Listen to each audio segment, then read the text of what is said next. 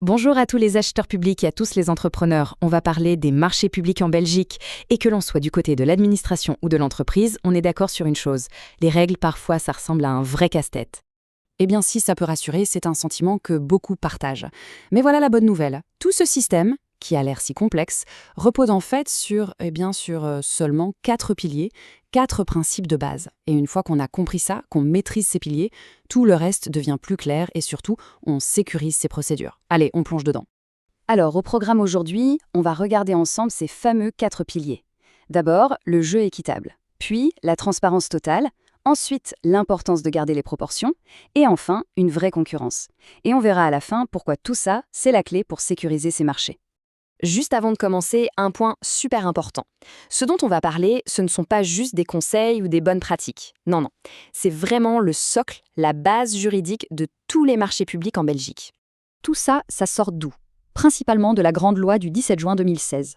Et que l'on soit dans les secteurs classiques ou spéciaux, peu importe, ces principes fondamentaux, ils agissent vraiment comme une boussole. C'est ce qui doit guider chaque décision, chaque document, bref, chaque étape de la procédure. Et voilà nos 4 piliers. Premièrement, égalité et non-discrimination. Deuxièmement, transparence. Troisièmement, proportionnalité.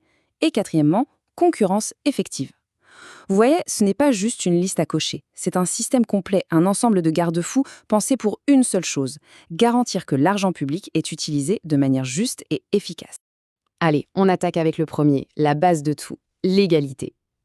L'idée est vraiment simple, c'est que le match doit être juste pour tous les participants. Pas de favoritisme, pas d'exception.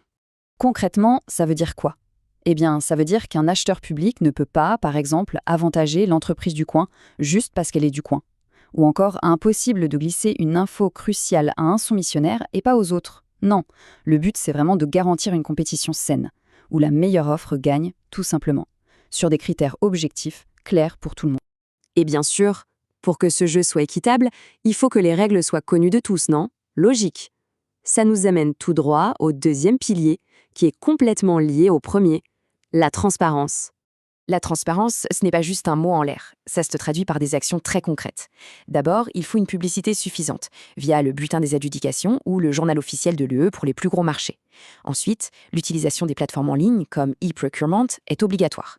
Et surtout, les règles du jeu doivent être claires dès le départ. Les critères de sélection, leur importance, tout doit être écrit noir sur blanc. Et si une offre est écartée, il faut expliquer pourquoi. C'est la base.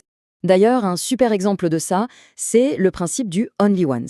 L'idée est géniale de simplicité. Pourquoi une administration demanderait à une entreprise une info qu'une autre administration possède déjà? Avec ce principe, on ne le fait plus. Ça simplifie énormément les choses pour les entreprises et ça rend tout le processus bien plus fluide.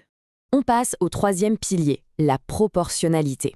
Et là, attention, parce que même si ça paraît être du pur bon sens, c'est souvent ici que ça coince. C'est une source d'erreur assez fréquente et qui peut coûter cher. En gros, le principe, c'est quoi?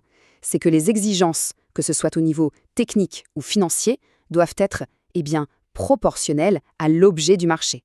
On ne va pas demander de construire une fusée pour acheter des crayons, si vous voyez ce que je veux dire. Regardez cet exemple, c'est parlant, non?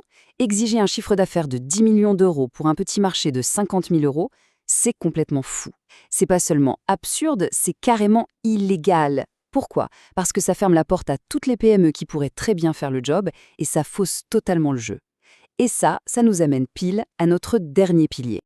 Et voilà, on arrive au dernier pilier, qui est un peu l'aboutissement des 3 autres, la concurrence effective. L'idée, c'est de faire en sorte que le marché soit ouvert au plus grand nombre d'entreprises possible. Parce que, c'est bien connu, plus il y a de concurrence, plus on a de chances d'obtenir la meilleure offre pour la collectivité. C'est aussi simple que ça. Pour bien comprendre, prenons un cas pratique. Imaginez un gros projet informatique, disons pour gérer le trafic routier. Le marché est conçu de telle manière qu'un seul gros fournisseur peut y répondre. Résultat, on se retrouve pieds et poings liés à ce fournisseur, l'innovation est au point mort et la porte est totalement fermée pour les PME, qui sont souvent plus innovants.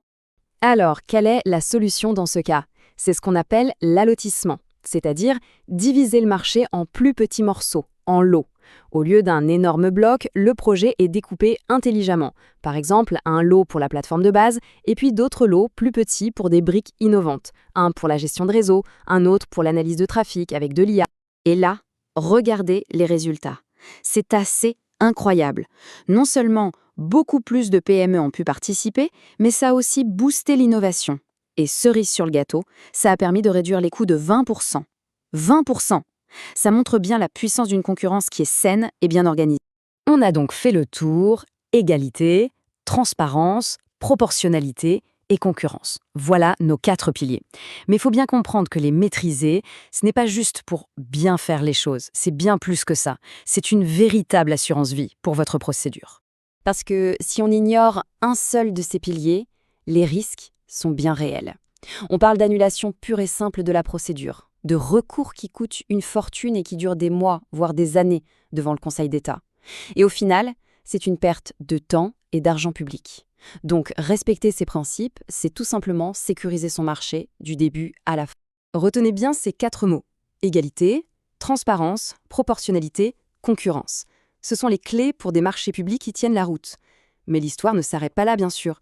Dans notre prochaine analyse, on va creuser un peu plus et se poser la question: égalité et transparence, est-ce que c'est plus qu'un simple slogan? On se retrouve très vite pour la suite, alors n'oubliez pas de vous abonner. À bientôt!